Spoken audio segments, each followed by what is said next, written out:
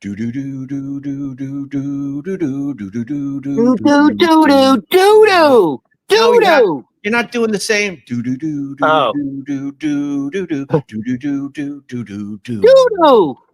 Not That's do what I just do. did. That's what I do in the morning. Do All right. do. Well, good morning, everybody. Welcome to our live stream. I'm calling it our live stream because I got Ron the Waiter right next to me today. It's very awkward to start with him right away, but that's He okay. bringing the big boys right away. He wants to bring in the big boys right away. All right, let's calm down, Ron, let's calm down. We're 500 feet above the streets of New York City. That sun is going to come up behind me, and I like that. And then Ron's got his paneling in the background. It's beautiful. It's beautiful. I like the juxtaposition of everything, Ron the Waiter. The elitist. And then the Mandani working man. No, I'm not an elitist. Did you hear about Mamdani? You mentioned his name. Hold on. He's now, first of all, he has to pay. You know, it's very expensive to have a commercial like on NBC. You know what I mean? Yes. I can't imagine how much that must cost. Yes. He has a commercial that's been running for the past 3 days. Yeah. Oh, this is the commercial. Yeah. I need your money. Yeah. I don't want to ask for your money. Yeah. But I need it. Yeah. I need $4 million. Yeah. Thank you. So that's why, like, when everyone was panicking, going, you're gonna have a Muslim mayor in New York City, you gotta get out of there. I'm like, relax. This meet the new boss, same as the old boss. He ain't gonna be able to get half the shit he was promising the people that voted for him. And the best part of the Mamdani because you mentioned his name, he's been trashing Trump. Trump's been trashing Mamdani. And guess what's going to happen, Ron? Because they're all in bed together. Yeah. They're going to have a little meeting in the very near future. Mamdani is going to meet with Trump. I thought Mamdani didn't like the Trump, but he knows he has to work with the Trump. And they're all full of shit, Ron. How about this one? Elon Musk basically said, "Hey, Trump is in the Epstein files." He basically called him a pedo. Basically, sorry, Elon, but not basically. There was no innuendo. All right, he straight up said. He straight up said it. He was hinting toward that. They had a falling out. Trump was basically telling Elon to go fucking pound sand. They're best friends again. There's a picture of Elon. I like leaning in like you, and you get the blue eyes today. I don't know why, but my eyes are wide open today. Wait, I got better eyes than you, bitch. No, you don't. Yeah, I do. Without my glasses, you look blurry. Oh, maybe that's better. All right, there you go. But anyway, there's a picture that's going viral because Elon is back in line, and he's hanging out with the Trumpster at the Mar-a-Lago having a lovely dinner. What happened to Elon hating Trump's guts? Well, first of all, they weren't at Mar-a-Lago. There was a state dinner at the White House. Oh, that's right, because they had the Saudi guy there. That's good. Yo, did you hear one of the reporters in the White House in the Oval Office when they were having questions from the press corps? Yeah. And one of the reporters asked about the killing of the journalist who was with a bone saw. Yeah, yeah. And Trump said essentially, how dare you embarrass our guest? Oh God! How much money is Trump and his family getting from them? Hey, Trump's very first visit to a foreign country, right, on his first term, right, was where? Saudi Arabia. To the father. Yeah. Trump goes again on his first term. The Saudi Arabia. This is, by the way, he went to Saudi Arabia right away. And now, what do they call him? M something S? I don't know. The prince. Yeah, I know. I just call him the prince with the weird donut thing on his head to keep that thing from blown away in the wind. Here's the thing, it doesn't look good. When Trump was waiting for him outside, the prince pulled up in the car, comes out. Sure. And the fact that he's sitting and then has to stand. Yeah. Dude, for the next 5 minutes, all he did was adjust his fucking robe. It was bothering me. Yeah. Really, is that really practical? He was adjusting, fixing, boom, bean, down, boom, moving it here, tucking this in. No, like he had Tourette's. Yo, you're Jewish. You guys don't have practical stuff either. I see these guys. I don't know. I think there's a small pocket of Hasidic Jews in my area, and they walk to temple with their giant hats in the wind, like they're Abraham Lincoln. What the hell's going on, Ron? I don't care.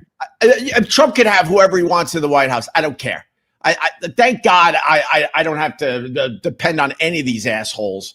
But I just want to say, because you mentioned it, he's beating up the reporter yesterday in the Oval Office and basically saying, you stink. You should be fired. You should be ashamed of yourself. He said, I'm going to confer with my communication director. It's called the FCC guy. That's it. And says, I may just yank ABC's credentials entirely. Their license. Yeah.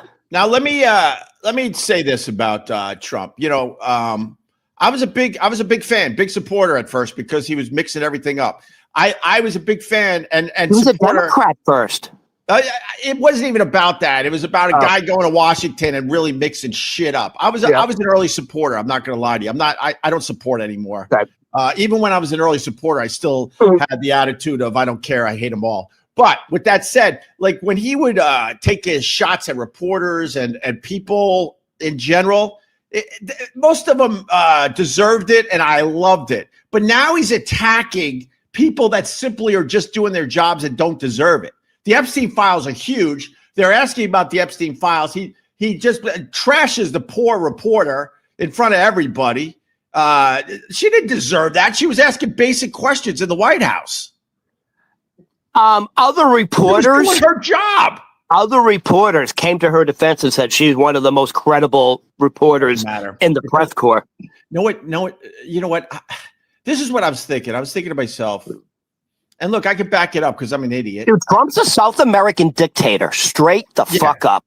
I'm an idiot. So, take it with a grain of salt. But as I was watching her get the shit beat out of her in front of all her fellow reporters and the Saudi guy. In front of the world. The world. I was thinking to myself, would I fucking take that? She had to just take it because she's thinking to herself, if I act up, I will never be back in the Oval Office. Guess what? Oh, well. Hold on. It gets to a point where you have to have dignity. And she should have went right back at Trump. Like, I'm doing nothing wrong. Right. I'm doing my job. These are questions that people want answers to, and that's it. Wait a minute. He did something much worse to another female reporter on Air Force One. That's the quiet piggy line. She said she inquired about Epstein. I got quiet piggy. By the way, I think that's a reference from Lord of the Flies, if I'm not mistaken. Well, I was thinking more 9 Inch Nails. Oh, hey, Piggy. 9 Inch Nails had a song called Piggy, which is a cool ass song. But I got the question, just because you're bringing that up. Trump called, this reporter. Her name's Catherine Lucy. She works for Bloomberg News.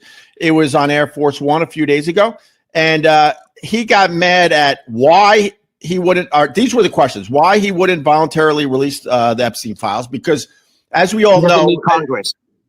No, we didn't need Congress. Trump could have released the files at any time. And then the other question that pissed off Trump: Epstein claimed Trump knew about the girls. These are good questions for a reporter that everyone is talking about. And he got so pissed that he called her. He said, "Quiet piggy." So he's so tone deaf. It's a woman talking about 14-year-old girls being raped. Right. And it's a woman asking it. And he calls her a piggy. Right. Like, by the way, I'll say this about Trump. At least he's fucking consistent. He's been calling women disgusting pigs for 20, 30 years. He started with Rosie O'Donnell. Yeah, we live in a country where, women are still second-class citizens. Opie. And to make believe that's not true is ridiculous. Trump thought, do you remember with the Bush guy from Entertainment News, ET News, and they were in that trailer? Billy Bush. He said, Billy Bush. BB. And you could grab him by the yoo-hoo. And then Billy Bush is laughing. He gets canned because he's laughing. At that point, Trump did say to his inner circle, his aides, I think I'm done. I think I don't think I can recover from this. Right. And it turns out his fucking base loves it. They love this fucking bar room, dive bar, fucking locker room talk because it's a real guy. We had so much fun with the Billy Bush thing because it was unbelievable that Trump skated. Everyone thought that would, sink his candidacy. Him. It made him bigger.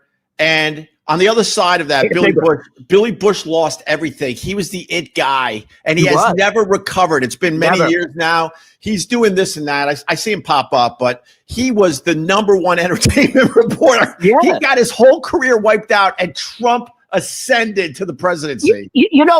Times are so fucking weird.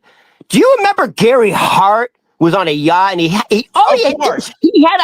an adult woman sitting on his lap. Of course. That derailed his campaign. That derailed his presidency. Mm-hmm. Today, that would be called, as you would say, a nothing burger. Right. It doesn't matter. Trump going after female reporters, it's not going to affect him at all. But honestly, it's a bad look. When Trump goes after people that deserve it, I was all in. I loved it. But these reporters are asking basic questions that everybody, at this point, the majority of America want answered. By the way, if they don't ask those questions, they won't be working for that company. That's your job to literally ask those questions. If you're not going to ask those questions, you won't be assigned to the press corps. So they voted to release the Epstein files yesterday, and know what I did? Scam. I went, yawn!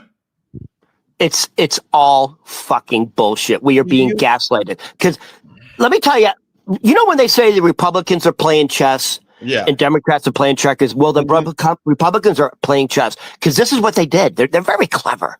They're very clever. Right. They decided to open up an Epstein investigation into Democrats. Right. Right?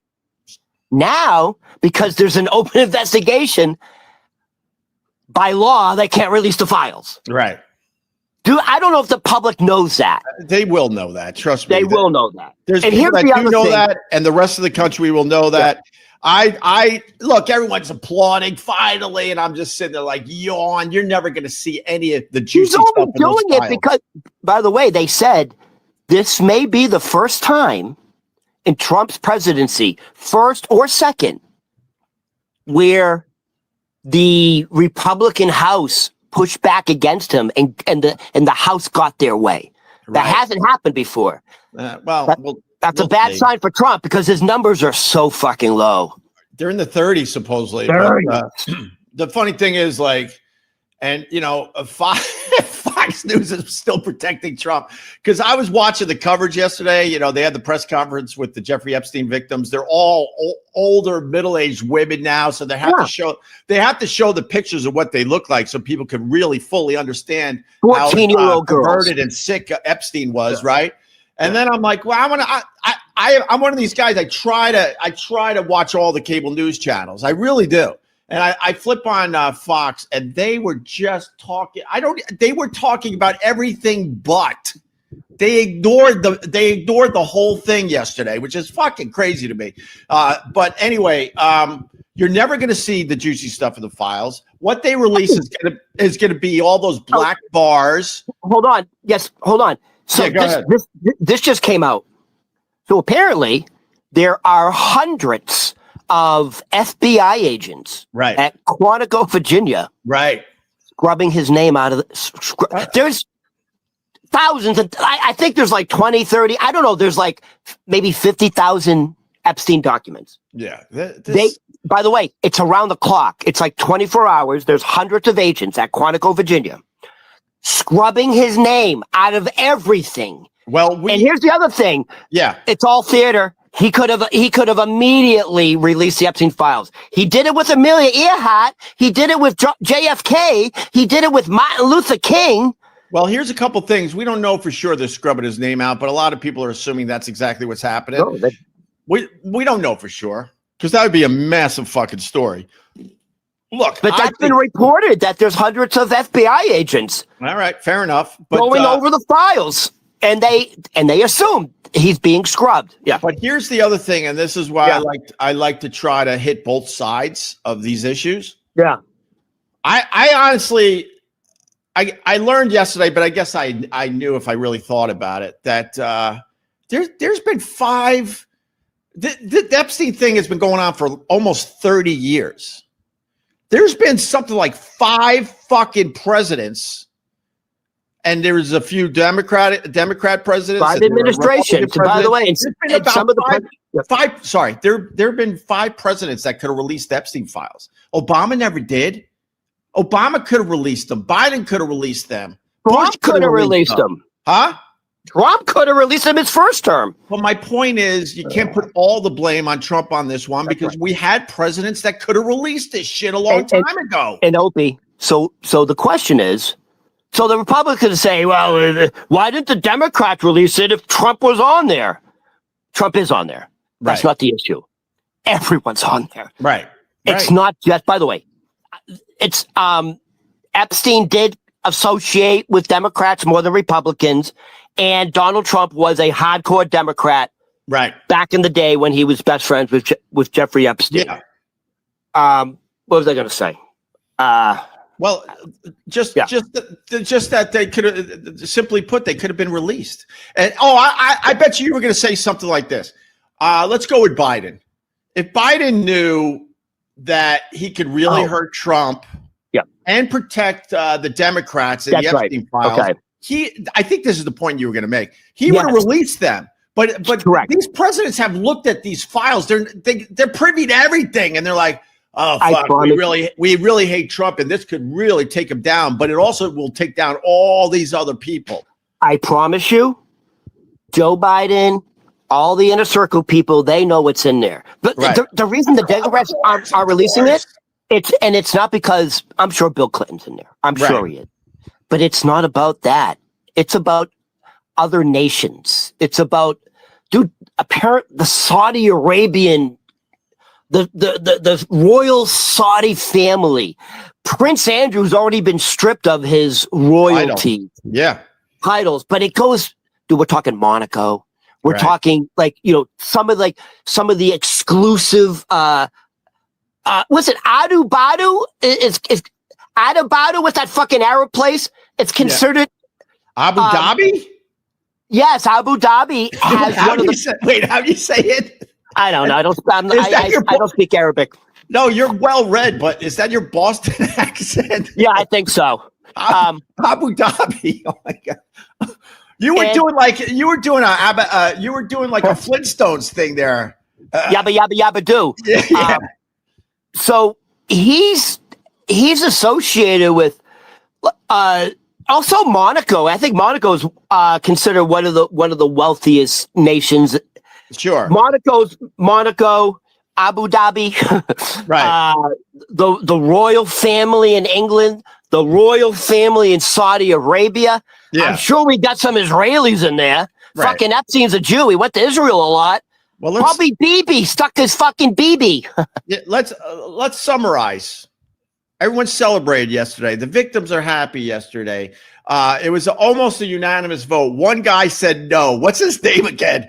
He's a Republican from Louisiana. I don't even know. I don't know why is his name. Are you fucking nuts? You can't, at that point you can't say no. He's probably not running for re-election. All right. So and then everyone's celebrating, and now it goes to Trump's desk to sign. And then after he signs it, they have to be released in 30 days. It's gonna be such a nothing burger. There's gonna be so much stuff blacked out. Because there's a couple things. They're being forced to release the Epstein files, but they're allowed to redact. They have a million reasons why they got to redact this paragraph, this page. Do you think Trump's stupid? Nothing's going to be released that implicates him.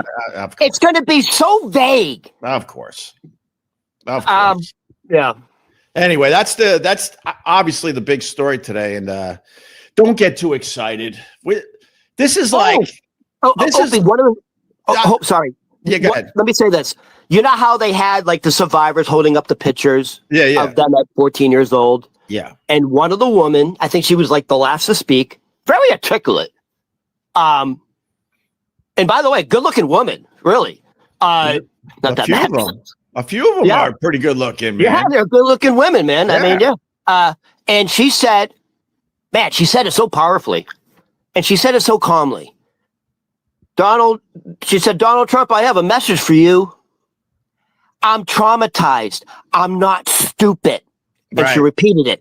I'm traumatized. I'm not stupid. Meaning, I'm not buying the fact that you're going to, and she's referencing the fact that this bill's going to go to his desk and he's going to sign it. She goes, I'm traumatized, but I'm not a fucking idiot. I'm not stupid. Yeah. So she thinks we're being gaslit. Of course. Don't be, my point today is don't be excited. You're not going to see anything juicy in that shit. Yeah, but guess what? The QAnon MAGA base, if they don't get results right away, they're going to kind of go crazy. Well, I mean, those people are starting to peel off, you know that conservative podcast, was it Ben Shapiro, the guy that wears the yarmulke? Yeah. You know what I'm talking about? Yeah. His embarrassment as a Jew, by the way. But I think maybe he is a fucking embarrassment as a Jew. Take off that fucking yarmulke, you fucking heeb. You're the reason there's anti-Semitism. Anyways, I think not just him, the main Republican podcasters, MAGA podcasters, dude, they're all saying the same thing now. Yeah. The Epstein thing is a hoax by the Democrats. It's to deflect from the success of the Republicans. They're saying that now. The people who were saying release the files are now saying it really is nothing. It was all the Democrats. Can we move on, please? I already spent too much time on politics. I'll be honest with you, because it's like Lucy and the stupid football. Oh, this time it's gonna be, it's gonna work for us. Oh, this time, no, there's never a this time. Lucy's pulling the fucking football away from Charlie Brown again. You watch how this plays out. What else you got today, Ron? Well, first of all, I'm glad they're doing this. Yeah. So I'll tell you what concerns me. Like my neighbor got fucking what do you call it? Amazon big box package. Sure. I thought it was maybe me because I'm waiting for my bed frame. So I went up and looked at it. Yeah. Because I'm finally putting my bed together. Finally. And it is one of those e-bikes. Right. And I'm like, yo, that's a fucking issue with these lithium batteries. Right. It's really a major issue. Right. It's such an issue in New York City that guess what they just installed? So they installed 25 e-bike charging stations. Right. Throughout the city. Right. So you can charge your lithium battery and then you can take another one out for all these. If you ever walk around New York City, there are more guys on e-bikes delivering food than there are fucking taxis. It's not even close. It's insane, actually, how many. It's actually very dangerous to cross the street. I've been saying this years ago. It's so dangerous. I said, stop worrying about the cars hitting you in New York City. It's these bikes flying by you going 30, 40 miles an hour, and they put a speed limit on these things. And I hate taking the side of the city. I hate it. But people have been taking advantage of the EVs and how fast they go. They're flying down sidewalks now, going about 20 miles an hour. You got these Grubhub kids flying. So as soon as you step off the sidewalk, you're in danger, man. There's like this little green bike walk path, and then you can get to the street. Yeah. The little green bike path is much more dangerous than actually getting hit by a car. I got to jump in because it's Ron. So, oh God, you make such a great point. People that live elsewhere have no idea. You're on a curb and you want to cross the street, but you basically have to cross over like Alligator Alley. You have to cross the green path with these EVs going by. No joke. Some of them are going 40 miles an hour on that green path. And it's insanely dangerous. And then you get past that, and then you have a little area before you can, cross the street. It's insane how it's set up. And none of these guys going 30 miles an hour, they didn't have to take like a fucking road test or anything. No. They're just flying through lights. I've seen people get seriously fucking injured. Oh yeah, all the time. And I've also seen lately I just saw this like 2 months ago. Right. Fucking e-bike flying, and the guy opened up the passenger car Oh yeah. And like shattered the glass, flew over, the door smacked, like, ambulance showed up. It's dangerous. So anyways, because there are so many e-bikes in New York City, far outweigh, I think it outweighs cars, because that's how people get around and that's how people get their food. Right. The lithium batteries have so far caused over 900 fires in New York City. Yeah. A lot of them in the Bronx. Yeah. And over 30 deaths. Yeah. It's a real issue. And you see, it's an issue. So I'm glad they're doing that. Well, they're gonna clamp down on the whole thing. You watch, because people took advantage. It's so expensive to get around New York City with the cabs, the Ubers, the Lyfts, everything in between. So then the city bikes are a good thing, but everyone started getting EV shit to get around the city. Because if I had to Uber my kids to school back and forth every day, especially in the bed, I would go fucking broke. I got a car in New York City. I pay around $700 a month, and that's a bargain, because I would easily spend that a month on Ubers and taxis getting these kids around. Yeah. Between getting them to school, picking them up from other things that are further away from the house in the city, other errands, So people started getting the EV shit, but then they took advantage of the damn thing, and they're going way too fucking fast, and they're hitting people. So they're gonna have to clamp. They're gonna have to do something about that. Yeah. By the way, you made a good point. It's almost impossible to drive around the city and afford it. Right. Car insurance and then parking. People pay $500 a month just to park their car. No, I'm up to like I'll give you the bill. I gotta ask my wife. It's about $700 a month for me. $700. And then you got to tip these guys. You can't. They're pulling your car up every day, so you feel like you got to tip them. So I tip them on a regular basis. Then I got to give them the Christmas tips. It's quite people don't realize. People don't realize that's on top of your rent or your mortgage. Oh, dude, I have no chance of keeping all these balls in the air. Trust me, I have no chance. So to your point, this is a very common sight in New York City. Right. You'll see these guys in fucking suits with fucking beautiful brown shoes, with their fucking brown leather bag over their shoulder. Right. And they got those, like, it looks like a surfboard with a handle. Yeah. And they are, talk about those giant, is it a scooter? It's like a surfboard. Yeah. Okay. Go ahead. No, go ahead. I'm with you. There's so many different EVs that it's hard to keep up with all of them. They're coming out with new shit all the time. Right. So the common thing now is you see these Wall Streeters. Right. Flying down in these very expensive, it looks like a surfboard. Right. With a pole in the front with a handle. Yeah. And they are literally flying, going in and out of traffic. Right. And that's how people get around New York City now, especially with the price congestion. I don't blame them, man. They made it too expensive to get around New York. It's absolutely insanity. We all have electric shit now. Half the people in this building have some kind of electric thing to get around a little bit. But anyway. It's the lithium batteries. I'm glad they're addressing the problem. It's a very scary issue in New York City. There you go. All right. What else, Ronnie? All right. Well, listen, Opie, I don't want to. You seem like you're in a good mood today. I don't want to deflate today, Ron. What do you mean? So maybe I finally slept last night. You look good. You look at you. You look like a Gerber baby with the pink skin. Look at you. By the way, you look AI. Doesn't even look real. This is why I keep my eyes shut, most mornings, because the eyes are a little too dreamy. Check, please.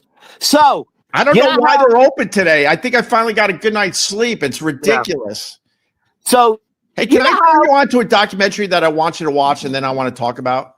Go ahead. There's a documentary on Netflix. I want to turn our audience on to this. I was watching the Montreal Expos documentary, about the Montreal losing their baseball team. Half the fucking movie was in French, so you might want to blow that one off unless you want to do a lot of reading. It is an interesting story, but the subtitles killed the fucking thing. And then I moved on to something. Well, there's two. There's a documentary on the mob in Philly that is fucking amazing. That's on Netflix. And then I moved on to The Perfect Neighbor. Watch The Perfect Neighbor on Netflix. Holy shit. Holy shit. It's a series? No, it's I guess I give the plot. You got a bunch of kids, right? And they're outside all the time, and they're playing in this space that is nobody's. It's no man's land, but it's too close to this one older white lady who really hates kids and is constantly telling the kids to leave that property. And then she's putting up signs, no trespassing and all this. And she's calling the police a lot. They're calling the police a lot because there's definitely a confrontation between this older lady, white, and mostly black kids across the street that are all very young. They're riding their bikes. They're playing football. They're being basically kids.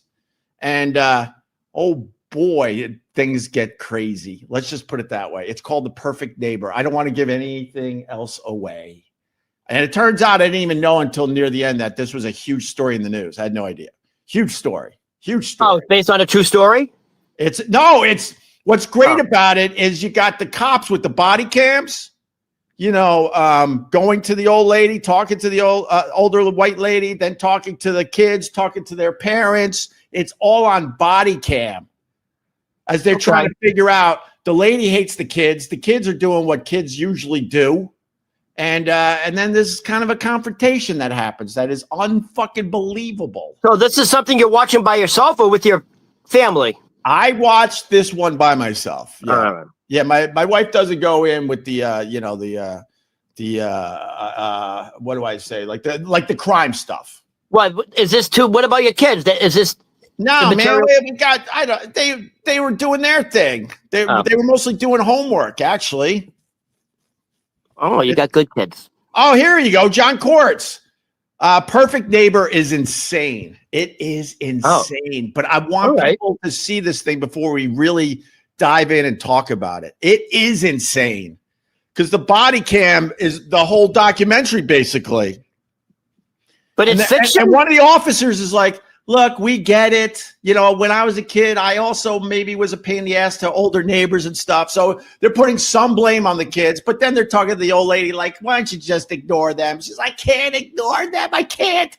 And every time the kids got close to her house, she would set off her car alarm, just anything to get them away from her house. And unfortunately, she rented a house that's next to basically an empty lot. And then the house is another house on the other side. So there's a little piece of land where the kids did a lot of their playing. It's a great documentary. All right. Great. All right. Anyway, move on, Ron. Sorry about that. Oh, no, that's good. I have Netflix. Maybe I'll check it out. I bet you my roommate watches all that shit. So you know how at the end of the year they have like the top 10 this. Yeah, sure. Opie, they came out for year 2025, the top podcasters for 2025. Right. Opie, I had to clean my glasses. I got out my bifocals. I went over the list 3-4 times. I didn't see Opie and Ronnie. Well, we're new to the podcasting, Ronnie. We're new to this. Maybe we'll be on next year's list if we keep. I'll tell you what made me happy. Huh? Your buddy wasn't on it. Well, who's my buddy? Howard Stern didn't make the list. Howard Stern didn't make the podcast list? He did not make the top podcasters of 2025. And he's officially podcasting because they take his show and they put it out there as a podcast. Right. So I think he qualified. No, he just didn't make it. He's not that good. He's boring. Yeah. Boring. All right. So here are the top podcasters for 2025. I expect in 2026, Opie and Ronnie to be on this fucking list. Huh? All right. Here we go. Let's see if you know who these people are. All right, let's go. The Joe Rogan Experience. What place? I think he's number one. He's the top podcaster. One? Huh? Why would you go with number one? No, but just I don't know. It didn't go 1 to 10. All right. Well, Joe Rogan, fascinating guy, interesting guy. Respect to him because he was the guy that was putting guests on a show that most people in, let's call the mainstream, although like Joe Rogan is mainstream media now. Do people understand this shit? He's now mainstream. But he got successful because he found these people that were very interesting that no one else was talking to. And that's what made his podcast explode. He was on the Opie and Anthony show, always came in with very, very interesting stuff to talk about. But I got to say it here today, not that funny. I never thought Rogan was funny. I thought he was really, really interesting, though. Did he start off as a comedian? I mean, he's been in the comedy world, but I mean, so what was his? How did he get into this? Because he started doing like shows and then started his own podcast, and he came on our show a bunch and other shows, and he just had really, really interesting things to discuss. No, I was wondering, like, did he start off in comedy and go into the broadcasting, or he was kind of a broadcaster? I mean, he was on the TV. He did the Fear Factor, and he was out there in LA for a long time. So he was at the Comedy Store on a regular basis. Wait a minute, didn't Joe Rogan do a television show with Phil Hartman? Yeah, News Radio. Oh, that was a good show, right? But okay. So he was on television. Yeah. And I was an early listener of the Joe Rogan podcast. I was on it once. I had a good time. It was awesome actually. But I tapped out because one thing I'm worried about with us talking too long, their attention spans suck. And to like try to listen to a 3-hour Rogan podcast every day, I finally tapped out. I think it was the panic of seeing all the episodes piling up that I couldn't get to. He's still doing it. He's very influential, and he's part of mainstream media. So God bless Joe Rogan. Well, I mean, this guy can influence politics. Right. He's got Gavin Newsom coming on his show now. I didn't like that Rogan. He didn't press Trump when Trump was on his podcast. It's like fucking press the fucking guy. You have nothing to lose, Joe. Yeah, you should not be one of these guys that you shouldn't support anybody. You should just be pushing everybody, pressing them, asking the tough questions. You said Joe Rogan's not really funny. He just recently had a Netflix special. It was all right. Yeah, I mean, it was all right. Oh, you saw it? It was all right. If it wasn't Joe Rogan, I don't think Netflix would have put that on their network. It was all right. I mean, was he funny? It was all right. Did you laugh? At times. Do you remember a funny bit? No. That he did? No, all right. Literally not one. And I'm not even joking. It was just all right. And if people are going to say differently, you're lying. I mean, it's not like fucking Richard Pryor or Eddie Murphy doing Delirious. I get it. Oh God, not even close. All right. Okay, so like I said, I started off with the Joe Rogan first, but the list wasn't like they didn't say they just said these are the top. Yeah, all right. Go ahead. So go ahead. I don't know who's number one. I bet you it is Joe Rogan. His fucking numbers are in the millions. Joe Rogan's number one. Theo Von's gonna be on the list. Go ahead. Give me the list. I don't see Theo Von on the list. All right, he should be. No, he shouldn't be. He's overrated. Okay, so here's another one that made the top. People lose their minds with this honesty, but fucking Theo Von, he's overrated. Should he have a big podcast? Yeah, sure, of course. But the level he reached, it's insane to me. So he was like, did he do your show on a regular basis? Near the end, the last year or two, he was on a lot. So what was your impression of him? I loved him. I'm not going to lie to you. I loved him. He was different. Yeah. And he deserved to have a popular podcast. Of course, my point is how high he got in the podcast world is insane to me. It really is. Well, and let's not forget he just recently tried to tape his Netflix comedy special at the Beacon Theater, dude. He got booed off. I know. Like, and he was talking about fucking committing, taking his own life. He's got issues, bro. We all saw the issues. He's got issues. He's working through his issues. Let's just put it that way. All right. But anyway, go ahead. So here's another. I didn't even know this was a podcast. You know what? I may check it out. I bet you it's pretty good. Yeah. So top podcasters of 2025. It's called Smartless. Oh, Smartless is that's Jason Bateman. Yep. I forgot the other guy's name who really carries the show.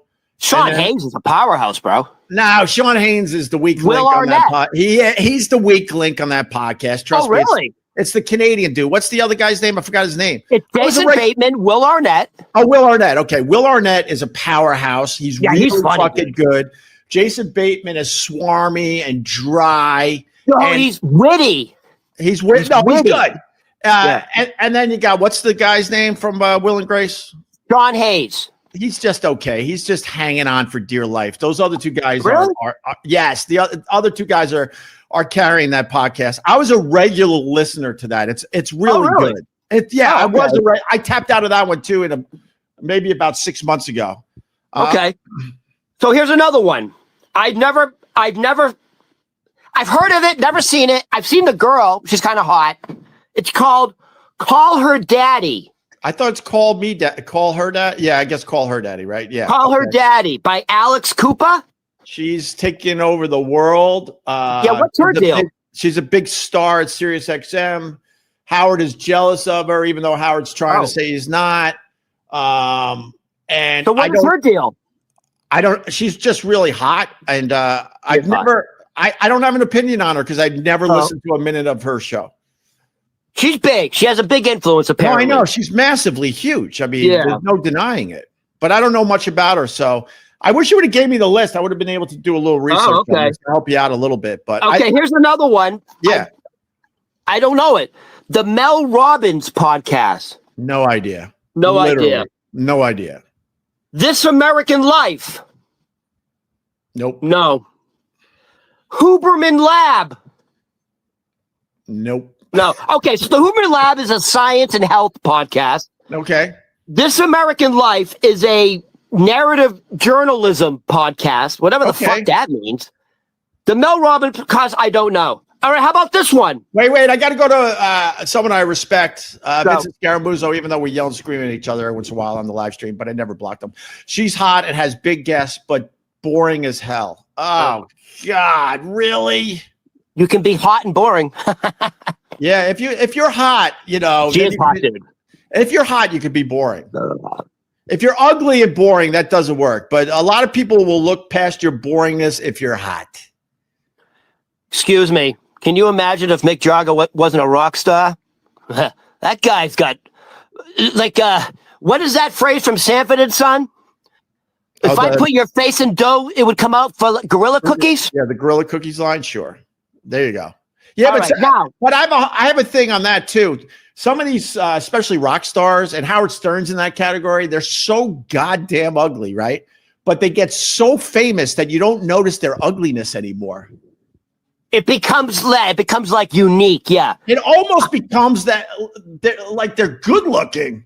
But the reality is you take away their fame, their money, their fortune.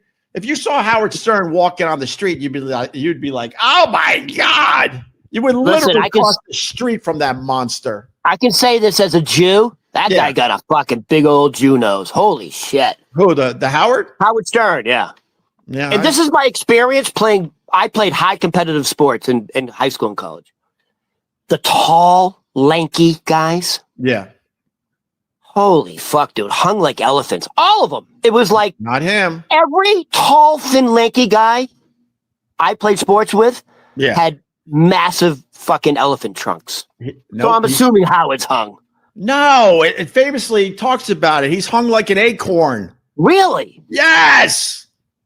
Oh, I thought, all right. And my friend Jackie the Joke Man, for some reason, he sends me old Howard Stern videos and stuff that have been forgotten. I post them every once in a while on the channel. He gave me a video of Howard Stern playing basketball. It's the greatest video I've ever seen. He stinks. So why don't we? You just literally we can talk about it. He's literally.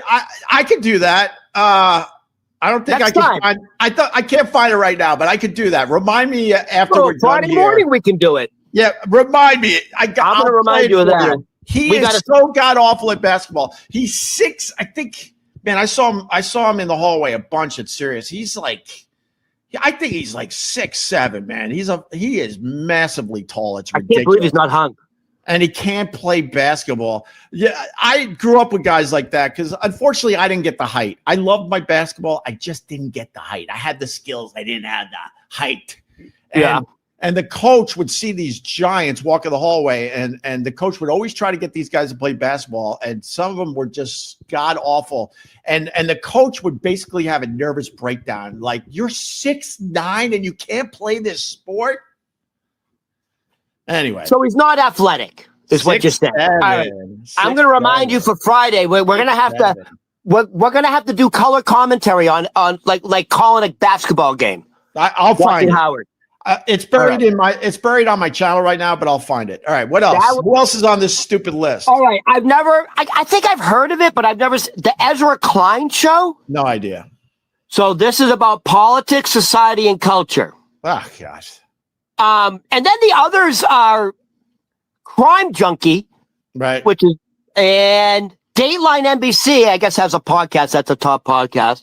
And The Daily, which is a New York Times podcast. I've tried The Daily or whatever it's called. Whatever. Just AI that shit. It's that list stink. That's the top podcast. There's no one in there I know except for Rogan and who else did we know? Smartless. So I did it twice because sometimes they'll give you a different list. I Googled it twice and that was the list both times. Wow, like Theo Vaughn didn't even come up. The podcasting world is in bad shape. If like someone like, I kind of have my finger on this stuff. I focus on radio shows and podcasts and stuff. And for me not to know half the people on that list or have listened to any of that's not good for the podcasting world. Well, I think your point is it's fucking saturated. Right. All right. Didn't you just tell me Trader Joe's now has a podcast? Oh, jeez. All right. There was another one that popped, and I'm trying to remember because every time I see someone has a podcast, I'm like, I can't wait to tell Roddy. Oh, fucking Regis and Kelly. That show will always be Regis and Kelly to me. Kelly has a podcast. What are you doing with your podcast? Kelly and Mark, or whatever their show is now called. Mark Consuelo, her husband, was honorary, Sexiest Man Alive People magazine. He was like one of the runner-ups. Whatever. All right, let's move on before. All right. Listen, it's almost 7:00. Yeah. Let's finish with this. And this is on taking control. I like this. Well, someone has to. Okay. Dude, I'm not gonna lie to you. I'm gonna lower my guard a little bit today. You make this easy. Thank you. If I had a nickel for every time a woman said that to me in bed. You make this easy because you're well read and you come to the live stream with shit to talk about. You're just not used to working with real fucking talent and professionals. Relax, Rod. This is why I have to keep my guard up. So listen, this is my curiosity. Huh? Since we talked about Aerosmith yesterday, I said, you know what? I think there's a lot of really good bands that came out of Boston. Can I name some? I did a little research. So I'm going to name them. Can I try to name them? Go ahead. And then I want to know, have they been on the show? All Go right, ahead. Let's see. The number one band to come out of Boston is Aerosmith. For sure. On the list. Got it. Although if Boston kept going, they would have been number one because their first two. So Boston as well, right? Obviously. Yeah. By the way, Can I say something about Boston? Yeah. They were all students together with the Boston Conservatory there on Newbury Street. Yeah, but the whole band is Tom Scholz or Schultz, right? Tom Scholz. People don't understand how brilliant that guy was. He went to what, MIT, you said?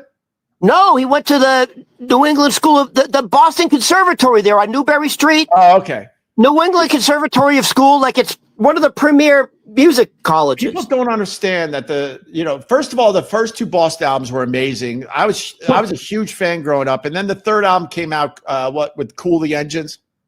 I was like, fuck. They're done. But their first two albums were amazing. But people don't understand how brilliant Tom Scholz is, because he put those albums together in his, basically, I think it was his parents' basement with equipment. You got to remember, this was the 70s. Nowadays, you're like, oh, what's the big deal? Everyone's can put music together on the computer now. He had giant pieces of equipment in his basement putting those albums together by himself. And then he hired a band, basically. Brad Delp didn't really have much to do creatively with that band, but he was a great singer that could sing Tom's songs. Oh, shit, I forgot what I was going to say about Boston. God damn it. All right, well, I'll keep babbling then, because you asked. Aerosmith came on the Opie and Anthony show back in the day. Sid. That's what I want to say about Boston, sorry. Yeah. The one thing that you kept hearing about them is they were losing money. The studios were losing money on Boston because, like, it was taking 5 years to put out an album, right? Right. Wasn't that the knock on them? It was years because he was a perfectionist. The guy Schultz you're talking about, he was a musical prodigy. He's a brilliant mind. I would love to know what he's doing nowadays, because I bet you it's something pretty interesting. But all right, go ahead. What else? The angle with Boston, Sib, the drummer, used to hang out at all our WAF events back in the day. Oh yeah, I drank more shots and beers with Sib. Really? Anthony drank way more shots and beers with Sib than me, but I certainly had my share with Sib. He hung around AF in our events, so we kind of got to know the guy. And then famously at a WAF Christmas party, they hired a Boston cover band. And like, oh, this is, not a Boston cover band, sorry, a Beatles cover band, sorry. And this guy's up there singing these fucking songs. I'm like, God damn, this guy's good, right? It was Brad Delp. Oh. Brad Delp. So he's in one of these giant 70s bands. Fast forward a couple decades. Now he's the lead singer in a Beatles cover band moving around Boston trying to make money. Yeah. Yes, I know this. Yeah. I had family who went to that. They said it was amazing. It was really good. And then Anthony dabbled in singing, and by the end of the night, Anthony sang a song or two with Brad Delp at the WAF Christmas party. And I'll be honest with you, I don't like Anthony at all, but I try to be fair with a lot of this shit. He fucking crushed it with Brad Delp. Can you imagine you go on stage with Brad Delp and you pull it off? He did. He absolutely pulled it off. But I met him that night briefly, and that's about it. I have a question. So Opie and Anthony was on WAAF and WBCN? Yeah, when we came back. Oh, okay. All right. When we came back, we were working for a CBS station in New York, so they put us on their CBS property in Boston, which was BCN, which was our enemy when we were up there. Yeah. I got confused. You started off at AAF, then went to BCN. Yeah. All right. Yeah. All right. What else you got besides the Boston? Oh, Godsmack. Godsmack. Yep. Famously, we hung with Sully. Sully did our radio show. Ezra. Sully did our radio show before he was quote famous with Godsmack. He locally he had a bit of a name for himself. And he seems like a pretty fucking cool guy to hang out with. Dude, I became a huge Godsmack fan. Do you know my Godsmack story? No. I get to tell these stories to someone that has never heard them. So I have a really good friend, Jay. He moved to LA, which just sucks. So we don't get to see each other as much, but we text each other and call, and we try to keep in touch. But his name for the Boston fan base was Jay in Framingham. He became a guy that was faxing in a million one-liners for the Opie and Anthony show. He was hilarious. We gave him credit, and we became really good friends with the guy. And to this day, I'm still very good friends with Jay. And we went to a WAF event where Sully was doing a drumming exhibition, and we were there. I don't remember all the details, but we were there. Sully was there, and Sully famously was shopping around the first Godsmack CD, and he gave me a copy. He's like, "Oh, I really want you to check this out. I really think this is gonna be something." I'm like, right on, Sully," And we were definitely big fans of Sully. And on the way, Jesus, this makes my friend Jay in LA laugh so hard. So I had I think I had my Honda Accord back then with a sunroof. And we're driving home. And you got to remember, me and Anthony were so fucking famous up there. Every local band was giving us CDs to the point where it became a thing. Like, oh, my God, how many CDs did he get today at this gig, right? And we try to listen to them and do the right thing, but it was almost impossible. So I'm driving back to Wellesley. I lived in Wellesley with my friend Jay, who lived kind of close to me. And I just wanted to make him laugh. So I had Sully's first fucking CD. He might have only had 20 copies at this point, right? And he wanted me to listen to it. And I opened the sunroof, and just to make Jay laugh, I threw it out the window into one of those stupid rivers that you have up there. He laughed. We laughed all the way home. And the joke was on me because he also gave the CD to Rocco, the night guy. And Rocco decided to just start playing tracks. And Sully, famously in a lot of articles, including Rolling Stone magazine, credits Rocco from WAF for really helping launch Godsmack's career. That could have been me and Anthony. But I went for the joke with my friend and threw it out the fucking window. Once again, self-sabotaging yourself. Yeah. Once again. But it was fun. It was fun. All right, listen. And then Sully, he invited us to all his shows. He came on. He was awesome. Hey, I saw them at the Beacon Theater. Fuck, dude, they're amazing. Kick ass. They're amazing. They're fucking great rock and roll band. They're amazing and still going strong. Now the list for the Boston bands. Oh boy. You can't put a lot of people think the Standells. I love that dirty water. Wait a minute. Hold on. Boston, you're my home. I know the story of the Standells. I always thought it was a local band because they're talking about Boston. Hold on. What band you saying? Standells. Oh, I don't even have that. No, they're not on the list. On my list. I'll tell you why they're not on the list. It's a pretty decent story. In their song Dirty Water, they talk about, Boston, you're my home. Down by the River Charles. That's where I saw her. Right? You know that song. I'm from Beacon Hill. I live beside the Charles River. Right. Turns out that fucking band's from L.A. Oh, really? And they're talking about Boston being their home. And people were like, wait, you guys aren't from here? No, we're not from here. I love that dirty water. Well, it's kind of like the John Fogerty thing. A lot of people think John Fogerty, because of all his songs about the South and the Bayou, chasing down the hoodoo dare. One of the you think he's from like Louisiana, like he's from New Orleans or something. Right. You think he's from the Bayou. He's from Northern California. He's a liberal. But he had everyone fooled. Everyone thought he was, from the deep South. But the line "chasing down a hoodoo dare" is one of my favorite rock lyrics of all time. What the hell is a hoodoo? It's a spirit, Ron. It's a spirit. They're chasing down the hoodoo dare. Okay. All right. What else you got? Dogs are screaming. I think that's it for my Boston band knowledge. I'm sure really? there's one. I'm sure there's gonna be one on there. Opie, don't get me upset. Are you fucking kidding me? You're not going to name this band? I said Aerosmith.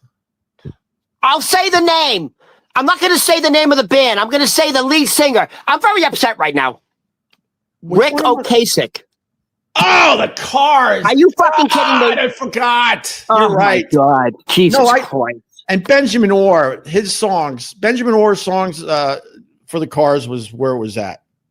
Hey, here's a little. So you remember how we first met at Pete's Tavern? Wait, I got another one too. Wait, hold on. Go ahead. Go with Pete's Rick Tavern. Ocasek, the Cars. Yeah. Remember we met at Pete's Tavern? Sure. Dude, he lives around the corner. That's what before he died. With that, remember he had that supermodel, that Eastern European supermodel. Yeah, I forgot her name. Yeah. And he's another one that was so famous that he didn't notice he was ugly anymore. And there's another one another tall, lanky, ugly guy. By the way, so I used to work at Pete's Tavern. Yeah. And he would come in because he lived literally a half a block away. So he would come in occasionally at night. He never took off his sunglasses. Yeah, well, I don't blame him. Super tall, super thin, which means he's super hung. Right. But I love the Cars. Life's the same. Moving in stereo. Talk about classic American rock and roll band. God, I love it. All right. My favorite Cars song of all time is kind of a throwaway, All Mixed Up. All Mixed Up, I think, is the song that comes on after Moving in Stereo. It's All Mixed Up is such a killer car song. I got another Boston band. I just remembered because I have a story on him too. Go ahead. Peter Wolf, Jay Giles band. Do I have that on there? How do you not have Jay Giles? That's a Boston band. Is it? Oh, yeah. And I saw him. I saw Jay Giles. Yeah. Huh? Yeah, Jay Giles. You're right. All right, listen to me. So I don't have that. Peter Wolf. I got a Peter Wolf story too. All right. So when me and Anthony first moved to Boston and worked at AAF, they flew us out for the Grammys. We were barely doing a show together, and they fly us out to LA to do the Grammys. We are so green as a new show together. I had a lot of radio experience at that time. Anthony, not so much. And we were starting a show together, and we're starting out in LA at the Grammys, basically. I think we did maybe a week or two before that. I'm not positive. Whatever. Peter Wolf was on our flight because he was going out there for the Grammys, I guess. And we were all at the Sunset Hotel on Sunset Boulevard, the hotel made famous by Led Zeppelin. And I have always been a morning person. I get up early and I just wander around. What? I have a question. What do you mean that the hotel Zeppelin made famous? You don't know about the Sunset Hotel on Sunset Boulevard? I think it's called the Hilton. Legendary. When Led Zeppelin was in LA, they camped out at that hotel. They took up a couple floors. They had groupies in the lobby. Literally, the lobby was swarming with groupies, hoping to be picked by the band to party with them. Oh my God, the stories are legendary from that place. I'll have to look up a few for you. The amount of blowjobs. Right. So my Peter Wolf story is really quick and simple. So I would get up really early and just wander around. Like I was always getting up at 6. It was probably going back to my caddy days. And I'm on Sunset Boulevard, walk into a coffee shop. I turn the corner, and there's Peter Wolf. I swear to you, this possibly isn't true, but I would bet a lot of money on this, that I saw Peter Wolf without his wig. He was really bald. He saw me because at this point we had our, he knew who we were. Oh, okay. And he had the look like, oh, fuck. He just saw me. He thought because it was so early in the morning, he didn't have to throw that stupid dead animal on his head. Did you have words with him? No, it was a look. It was that look like, fuck. Fuck. Right. He's going to talk about it now. There you go. All right, who else? Do you have any other Boston bands? Dude, are you serious? Are you fucking serious? You got the pop bands and shit, but are you fucking serious? There's one band with the name Boston in it. Oh, the Bosstones. The Mighty Mighty. The Mighty Mighty Bosstones. Yeah. How can you not? Are you crazy? That's a great band. Yeah, I forgot. They have that one killer song that really gets your blood pumping. Hold on. How about the fucking I think it was the theme song in the beginning of The Departed. The Mighty Mighty Bosstones song, right? No. Oh. Wait, there's another band? The Dropkick Murphys. Oh, the Dropkick Murphys, yes. Jesus Christ. All right, fair enough. Did you say that? All right, here's another one. Oh, my God. I'm shocked you're a DJ. The Pixies. The Pixies are from Boston? Yes. No, they're Seattle. I can't believe you're a DJ. Wait, the Pixies are from Boston. I can't do it. They're not a Seattle band? The Pixies are from Boston. Wait a minute, Ron.